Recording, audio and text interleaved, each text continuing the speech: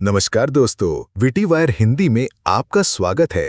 अपना सिंहासन खोने के बाद देवराज इंद्र अपमान और क्रोध से भरकर एकांत वन में चले जाते हैं। उनके मन में प्रतिशोध की अग्नि धधक रही थी। वे गरजते हुए कहते हैं, मेरे शत्रुओं को मेरी पराजय का मूल्य चुकाना होगा। मेरे ही षड्यंत्र में फंसाने वाली संज्ञा को भी और उस छाया पुत्र शनि को भी। मैं इंद्र ये सुनिश्चित करूंगा कि कर्म फलदाता को वो पद कभी ना मिले जिसके लिए त्रिदेवों ने उसे गढ़ा है। उनकी आंखों में क्रूरता थी जब वे अपनी मुट्ठी भींचकर प्रतिज्ञा करते हैं, मैं इंद्र शनि के जीवन में इतने कष्ट भर दूंगा कि उसे जीवित रहने पर भी अफसोस होगा। ये मेरी अखंड प्रतिज्ञा है। इधर शनिदेव को देवी संज्ञा पर संदेह होता है कि उनकी माता ने पहले असत्य क्यों कहा। उनके मन में ये प्रश्न बार बार उठ रहा था कि ऐसा क्या है जो उनसे छिपाया जा रहा है।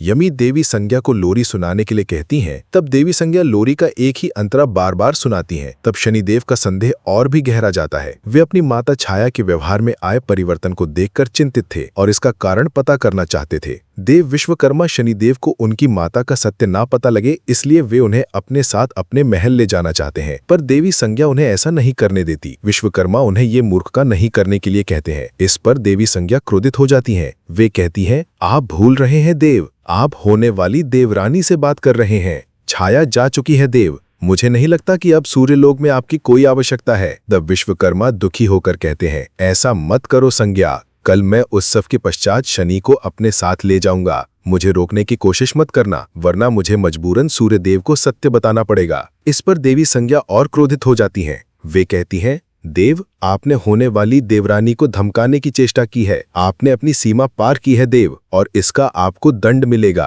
और उन पर अपनी दिव्य शक्तियों से प्रहार करती हैं।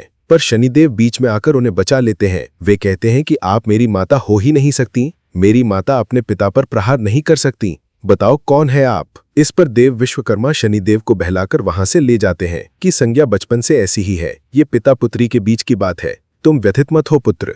और वहां से शनिदेव को लेकर चले जाते हैं। पर शनिदेव का संदेह यकीन में बदल जाता है। वहीं दूसरी ओर देवी संज्ञा सूर्यदेव को देवराज बनने पर बधाई देती है और सूर्यलोक में एक भव्य उत्सव का आयोजन करती है। सभी देवों को निमंत्रण भेजा जाता है, यहाँ तक कि देवराज इंद्र को भी। आखिर वो दिन आ जाता है जिस दिन सूर्यदेव का देवराज के पद पर अभिषेक होना था।